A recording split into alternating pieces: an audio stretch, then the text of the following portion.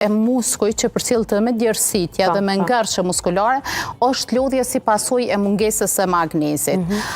Lodhja që përcillet me lodhje fizike, që zgjat më shumë se 3 javë, që përcillet edhe me probleme përqendrim, me kokëdhimbje, unë të konsiderohet si lodhje si pasojë e vitaminës D3, ndërsa lodhja fizike këputje është si pasojë e mungesës së mineraleve në përgjithësi.